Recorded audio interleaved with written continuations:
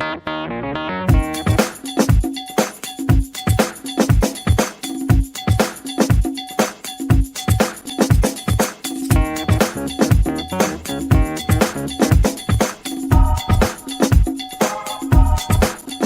now we're talking with Amani Badillo, the elementary literacy specialist for South Lyon Community Schools, as well as a board member for the South Lyon Educational Foundation. Welcome, Amani. Thank you, Steve. Thank you for having me. All right, so last time we talked with Michelle Tomei. She was here with us in person, talking about a number of different events and activities going on with the foundation. There was the fashion show. I know she was talking about upcoming grub crawl, the Star Award. Even one of my favorite things to talk about was Olive the Therapy Dog. So what's kind of been going on over the last month, 6 weeks or so, since you've been kind of this COVID shutdown? Any updates on the fashion show, grub crawl, etc.? Mm-hmm. Well, certainly a lot has changed, as we all know, but the foundation continues to work very hard and collaborate to come up with ideas to support our students and our staff. Our last event that we had was the fashion show with Coral Sash. We raised a little over $3,000 there, so that was really exciting. We have our grub crawl was scheduled for May, but with the governor's order, that has been postponed. So we will keep you updated. So it's only been postponed, not canceled. So that's good news right there. Not canceled. Stay tuned. Yes. Grub crawl might be coming back. That's a good thing. Okay, so we got the grub crawl there. Good. That's still on. How about the Star Award? What's been going on with the Star Award? The Star Award, stay active. Really, you can purchase a Star Award to honor a staff member, any South Lyon community staff member, principal, teacher, really any support staff.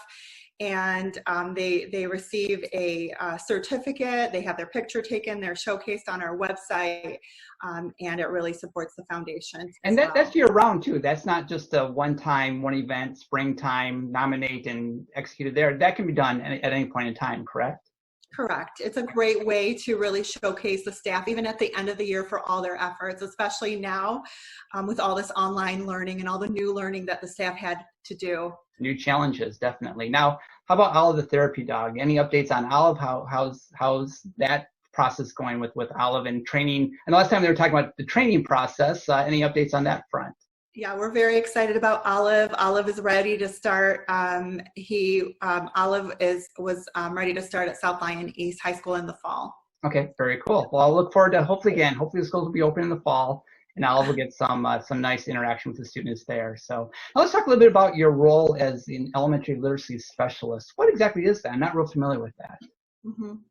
So really, I'm here to support all of our elementary schools, all of the elementary schools in South Lyon Community Schools, working closely and collaborating with Oakland schools and providing and our literacy interventionists and our coaches, really to support the staff in literacy and reading and writing, and really ultimately to support our students. Good, excellent.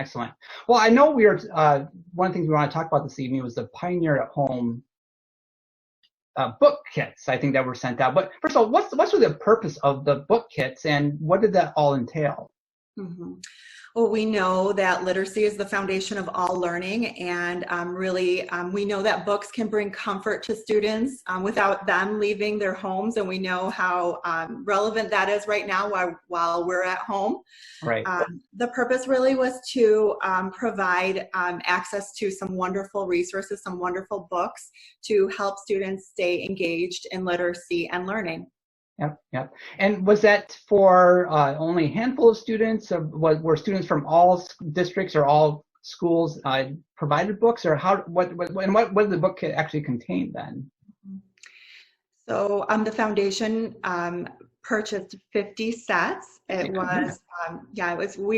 collaborated with the literacy interventionists and the coaches from every elementary building, so that there were students from every building receiving the books. They're very high quality books from Pioneer Valley, that 12 books in a set that are accompanied by lesson plans for really easy to follow for parents to have at home. And they're leveled, guided reading books. The students really loved having them. They were delivered directly to their homes. and they were excited to see them. Cool. Now, did you get any pictures back from them, seeing them reading at home at all, or what was kind of that experience like? Yes, we do have some photos that have been that are on our website. So it was really exciting to see really those photos and to those students and their expressions. And we received phone calls and emails from parents thanking us as well. Nice, very cool. Now, how else have you been able to stay in touch with the students over the past 5-6 weeks yourself? Mm-hmm. Really, like many other staff and students, it's been virtual through Google Classroom, just connecting phone calls and emails, but conducting lessons through Google Classroom, attending Google Meets to just stay in touch and build relationships besides the learning part. It's right now it's really important we felt as a district it's important to continue building these relationships with the students during these challenging times. Yep. And how have the students been doing on the different interactions, probably via Zoom like this as well? Are they fairly well behaved? Are they getting used to it? What's that experience like? Yeah, it was quite interesting the first few times, but it's gotten easier for sure. They know to mute themselves now, especially the lower elementary students know how to use it. And I think the positive is that we've really we didn't realize we could do so much in so little time, and we were able to learn, and the students too. I just am really excited about what the students have been able to do. Very cool, very cool. Well, another question I had then too, I mean, obviously as we've been kind of getting out of the norm and so forth, I think one of the normal things that we always have are not enough money to be able to support our programs here from an education perspective. So how can the community get involved to support the South Lyon Educational Foundation and those activities going on, given the different drastic budget cuts from around the states and so forth? So again, how can the community come alongside and support the foundation during these challenging times? Mm-hmm. Yes, so we are, South Lyon Community Schools is one of the lowest funded schools in the state of Michigan to begin with, and now more than ever our district really needs our support, and with all these anticipated and drastic budget cuts during this pandemic. So you can visit our website. It's slefoundation.org to find out more about the foundation, to donate or become a sponsor. We've had many fundraising efforts, but right now some have been put on hold because of the pandemic. But you can visit the website, you can sponsor, and really support us with our mission and our efforts. Terrific, wonderful. Well, before we wrap things up, anything else you'd like to share with us this evening? Really that the foundation exists because of your generosity and all the community's efforts and support, and public schools are essential, and that the foundation will continue to work hard to support South Lyon Community Schools. Terrific, terrific. Well, Amani, thank you for coming out tonight and sharing us an update on what's going on with the South Lyon Educational Foundation. Really appreciate your time, and I hope you have a great evening. Thank you, Steve. You too.